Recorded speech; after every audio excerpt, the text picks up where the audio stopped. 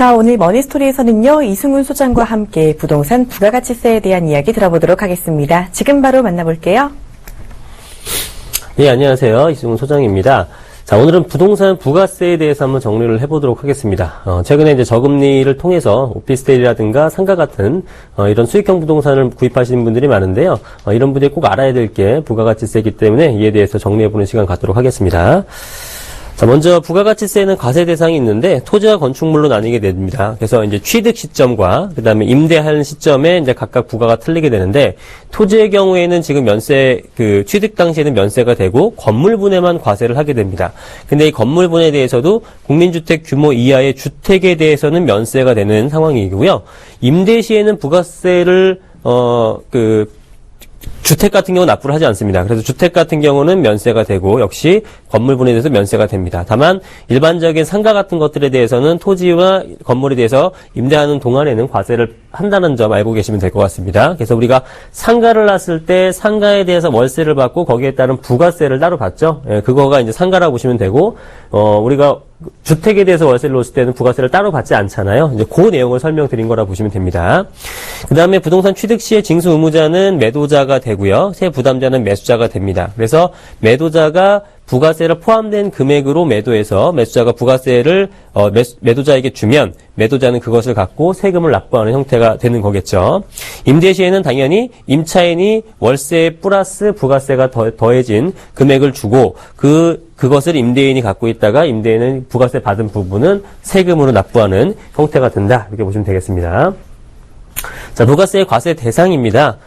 자, 보시게 되면은 상가 등의 이제 건물 같은 것에 아까 토지는 내지 않는다 그랬고 건물 등의 가액의 10%가 붙게 되는 건데 이 건물은 당연히 건물 플러스 토지가 부동산이기 때문에 상가 건물에 대한 가액은 상가 전체 금액에서 토지 가격을 제외해주면 이 건물 금액이 나오게 되고 이 건물 금액의 10%를 곱하게 되게 되면은 실제로 납부할 세액이 나오게 됩니다. 그래서 우리가 부가세 하게 되면 10% 아니냐 이렇게 그냥 알고 계시는 경우가 있는데 상가가 예를 들어서 한 10억 정도가 된다 그러면은 부가세가 1억이 되는 것이 아니라 건물분에 대해서만 10%이기 때문에 뭐 반반 정도의 가치를 갖고 있다 그러면은 한 5천만 원 정도를 부가세를 납부가 되는구나라고 생각을 하시면 될 것 같습니다. 자, 그리고 상가 분양할 때 이제 과세 내역을 잠깐 예를 들어보겠습니다. 자, 토지가액이 2억 원이고 건물가액이 2억 원인 이런 상가가 있다면 부가세는 2천만 원이 되겠죠. 왜냐하면 건물가액의 10%가 되는 거니까. 그래서 총액이 4억 2천만 원 정도의 상가가 되는 거고요. 이 4억 2천만 원 중에 2천만 원이 부가세 부분이다. 그래서 요거는 보시면 이제 환급받을 수 있는 내용이 됩니다. 자, 그래서 예를 들어 보면 작년 2015년도 4월 달에 4,200만 원 10% 계약금을 납부를 한 겁니다. 4억 2천에 10%니까 4,200만 원이 되겠죠. 그 중에 2천만 원 중에 10%니까 200만 원이 이제 부가세가 포함된 겁니다. 그리고 2015년도 6월 달에 마찬가지로 40%를 납부를 했고 잔금 50%를 8월 달에 납부를 했다라고 하면 가정을 해보겠습니다. 그래서 상반기 때는 절반 납부를 했고요. 하반기 때도 절반 정도 납부를 하게 된 거죠. 이 상황에서 임대는 1억에 250에 VAT 10% 별도다. 이렇게 받았다고 가정을 해보겠습니다. 자, 이랬을 때 일반 과세자로 등록을 하시게 되면요. 아까 2천만 원에 대한 세금을 전부 다 납부를 했죠. 부가세 부분. 그래서 원래 2천만 원을 다시 환급을 받게 되는 겁니다. 환계를 받게 되는 건데 자, 300만 원 정도. 그러니까 250만 원이 월세였으니까 여기에 따른 부가세는 25만 원이 되겠죠. 25만 원은 12개월로 1년간 받게 되면은 요게 300만 원입니다. 요 받은 부분은 당연히 세금으로 납부를 해야 되는 거죠. 세금 납부할 거는 300만 원, 세금을 환급받을 건 2천만 원, 공제해서 실제로는 1,700만 원을 환급을 받게 되는 게 일반 과세자입니다. 자, 반대로 간이과세자 같은 경우에는 환급받을 내용이 없습니다.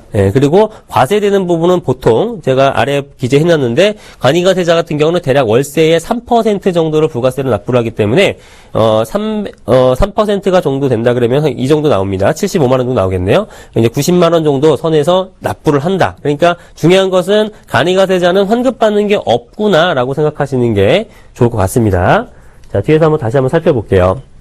자, 마찬가지로 처음에 계약금 4천만 원 10%, 그 다음에 중도금 40%, 잔금 50%를 납부를 했는데 상반기 때는 그러니까 6월 말까지죠. 상반기 때 50% 납부하고 하반기 때 50% 납부를 한 겁니다. 자, 그러면 상가 임대 현황을 보면 2015년도 8월 1일, 아까는 1년치를 제가 전부 다 계산을 해드렸던 거고, 이거는 상가를 구입한 해당 연도를 제가 한번 계산해 보는 겁니다.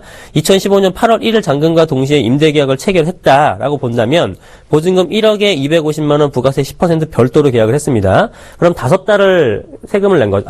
월세를 받은 거죠. 8, 9, 10, 11, 12. 5달을 지금 월세를 받은 상태입니다. 그러면 250만 원에 5달이니까 1250만 원 정도를 월세를 받은 거고, 부가세 부분으로 125만 원을 받은 상태라고 보시면 되겠죠. 자, 요 상태에서, 자, 보시면, 자, 1기분에 대해서는 세금 계산 매출분 없고, 매입분만 있겠죠. 왜냐면 2015년도 8월 달부터 월세를 받았기 때문에 그 전에는 매출분은 없겠죠. 그럼 매입분만 1,000만 원, 그죠? 4억 2천 중에서 부가세 2천만 원 중에서 상반기에 50%, 하반기에 50% 냈으니까 1기 때는 1,000만 원을 환급을 받는 겁니다. 예. 근데 2기 때는 어떻게 되냐면 매출분이 발생을 했죠. 아까 1,250만 원의 10%인 125만 원이 되고, 기타 매출분이라는 건 뭐냐게 되면은 이게 간주임대료입니다. 그래서 우리가 보증금에 대해서 일정 비율을 곱해주는 계산법이 있는데, 거기에 따라서 일부 기타 매출분이 발생하게 되고, 요걸 합산한 금액이 한 160만 원 정도가 된다 그러면 1,000만 원에서 이 금액을 제외한 한 830만 원 정도만 환급을 받게 되는 거죠. 2기분에서는요. 자, 내용 이해가 가시죠? 자, 그래서 일반 과세자는 그렇게 환급을 받는 건인 반면에 간이과세자입니다. 예, 간이과세자인 경우에는 세금계산서 매출분이 없죠. 예, 근데 기타 매출분 같은 경우는 간이과세자는 또 1년치를 한꺼번에 한다는 내용이고요. 그 다음에 기타 매출분 같은 경우는 한 51만 원 정도가 됩니다. 그럼 세금계산서 매입은 어떻게 되냐는 거냐면, 아까 3%라고 말씀을 드렸죠. 2천만 원의 3% 정도를 환급을 받는다라고 계산됩니다. 그래서 60만 원 정도가 되겠죠. 매입분이. 매출분은 51만 원이니까 차감하게 되면은 환급세액은 원래 8만 원 정도를 받아야 됩니다. 그런데 실제로는 환급받을 수가 없죠. 예, 계산상 이렇게 된다는 얘기고요. 그래서 간이과세자는 실제로는 환급받는 게 없구나. 그래서 우리가 항상 보통 간이과세자 같은 게 좀 세금이 좀 편리하고 부가세 부분에 대해서 자유롭기 때문에 좋지 않을까라고 생각하실 수도 있는데, 그건 케이스별로 좀 틀린 겁니다. 그래서 우리가 대규모의 큰 상가 같은 것들은 당연히 거기에 따른 건물분에 대한 부가세도 높겠죠. 이런 것들에 대해서 부가세를 많이 납부했는데 그걸 환급받지 못한다면 굉장히 억울할 수 있습니다. 그래서 커다란 오피스텔이나 상가 같은 것들, 부가세 부분이 많이 책정이 되어 있는 부분에서 그거를 환급받지 못하는 간이과세제를 한다면 손해가 볼 수 있기 때문에 상황이 어떤 거냐에 따라서 간이과세로 할지 일반 과세로 할지 이 부분은 정하는 것이 좋을 것 같습니다. 자, 그 다음에 부가가치세 사업자 등록 팁을 한번 말씀드릴게요. 자, 사업자 등록 같은 경우는 언제 하든 상관은 없지만 사실은 계약할 때 이미 미리 해놓는 것이 좋습니다. 예, 어차피 분양계약서 들고 가서 하면 되는 건데, 자, 왜 그러냐면은 세법에서는 사업자 등록 신청일로부터 역산해서 20일 안에 부가세만 공제를 해주게 됩니다. 예, 그래서, 아까 같은 경우도 만약에 끝나고 잔금 시점에 했다라고 한다면, 잔금에 대했었던 50% 1,000만 원을 받을 수 있지만 1기분에 했던 계약금 중도금에 대한 1,000만 원은 환급을 받지 못하는 거죠. 예, 이런 부분이 발생할 수 있기 때문에 분양계약 체결 시점에 하게 되면 언제든지 다 환급 받을 수 있어서 실무적으로는 미리 하시는 게 좋다라는 내용을 말씀드렸고요. 다만 최근에는 사업자 등록 신청을 과세기간 종료일로부터 20일 내에 하는 경우에는 매입세액을 환급을 해준다고 합니다. 자, 이게 무슨 얘기냐면 1기분, 2기분이 있겠죠. 그래서 부가세를 납부한 시기서부터 20일이 아니라 기간의 종료일, 과세기간 종료일, 예를 들어서 6월 30일, 거기서부터 20일이니까 7월 20일, 요 기간까지만 하게 되면은 1기분에 대한 과세 기간에 대한 부분에 대해서 전부 매입세액을 받을 수 있다라는 내용까지 알아두시고, 일단 실무적으로는 계약 때 미리 하는 것이 속 편하겠구나라고 보시면 좋을 것 같습니다. 자, 부가세 사업자 등록을 신청하기 위해서는 이제 일반 사업자 등록 말씀을 드리고 있는데, 분양계약서랑 신청서나 신분증 이런 것들을 가져가셔서 작성하시면 될 것 같고요. 원칙상 확정신고 기한을 경과하는 30일 이내에 환급을 해줍니다. 예, 근데 이제 실무적으로는 사업자 등록 시에 건강보험료라든가 여러 가지 이런 기타적인 부분이 증액이 될 수 있기 때문에 이 부분까지 감안해서 내가 일반 과세할지 간이과세를 할지 최종적으로 정하시는 것이 좋겠습니다. 부가가치세에 대해서 간략하게 설명드렸습니다.